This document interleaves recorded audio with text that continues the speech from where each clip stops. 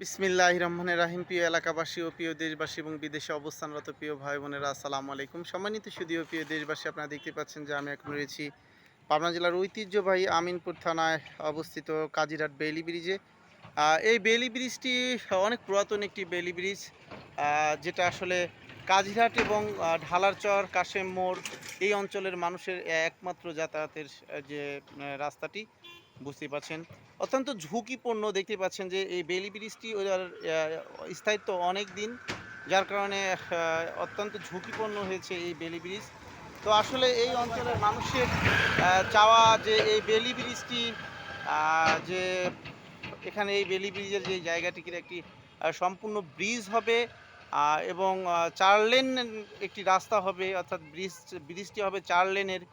সেই আশা ব্যক্ত করছে এই অঞ্চলের মানুষ। যাই হোক, আমরা এখন শুনবো এই অঞ্চলের মানুষের যে আসলে দাবিটা কি। আসসালামু আলাইকুম।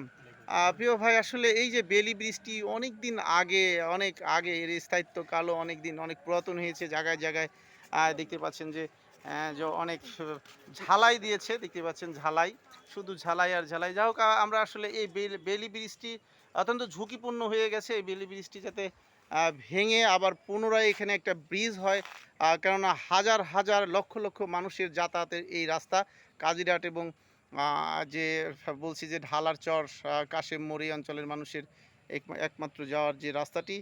শুধু তাই নয়, যে ওয়াই সেতু হলে এইটি হবে প্রধান যে সড়ক, এই রাস্তাটি হবে। তো যাই হোক, আপনাদের আসলে প্রাণের দাবিটা কি এই এই রাস্তাটার বিষয়ে? এখানে আসলে আপনাদের প্রাণের দাবি কি এই বেইলি ব্রিজের এখানে?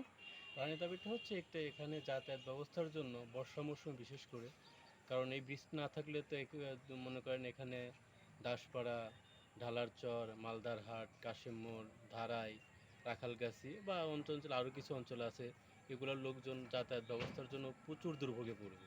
যার জন্য এই রাস্তাটার সংস্কারের প্রয়োজন এবং ব্রিজটা বিশেষভাবে প্রয়োজন। কারণ যখন পদ্মা সেতুর সাথে যে একটা সেতু হওয়ার চিন্তাভাবনা আছে যেহেতু দেশের সরকারে, সেই ক্ষেত্রে এটা কাজ করতে গেলে এই রাস্তাটাই বা ভিতর থেকে যে বাজারহাট পার হয়ে যে আরেকটা রাস্তা আছে, যে রাস্তাটি হোক না কেন, এই রাস্তাটা হলে পরে দেখা যাবে একটা ব্রিজ হইলে আরও ভালো হয়। কারণ ব্রিজ হলে চারপাশের লোকজনের যাতায়াত ভোগান্তিটা কমবে। এবং অনেক সময় দেখা যায় ব্রিজে লেখা আছে 5 টন, কিন্তু কিছু কিছু দেখা যায় সেখানে 30 টনের উপরে জিনিস যায়। তো একটা রিস্ক হয়ে গেলে সারা দেশ এলাকার লোকজনের জন্য একটা দুর্ভোগ নেমে আসবে, ভোগান্তি হবে, লোকজন যাতায়াত করতে পারবে না, তখন আবার সেই নৌকার যাতায়াতই করতে হবে। এই জন্য কর্তৃপক্ষকে বিশেষভাবে দৃষ্টি আকর্ষণ করা যাচ্ছে যে এলাকার লোকজনের প্রতি একটু সহানুভূতি আমাদেরকে প্রকাশ করছে। ধন্যবাদ প্রিয় ভাই। আসলে বুঝতে পারছেন যে অনেক পথচারী এবং যে অনেক যানবাহন চলাচল করে, অত্যন্ত ঝুঁকিপূর্ণ এই যে সড়কটি, অর্থাৎ এই ব্রিজটি। বুঝতে পারছেন যে মাঝে মধ্যেই আসলে এই ব্রিজে আমরা অনেক সময় দেখে যাই দুর্ঘটনা ঘটে।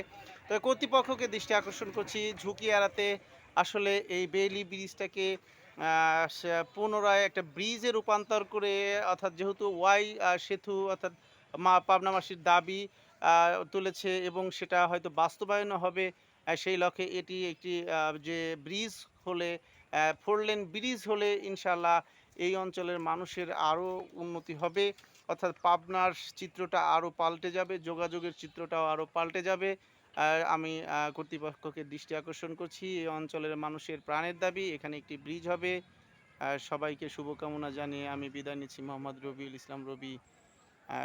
আসসালামু আলাইকুম রহমতুল্লাহ।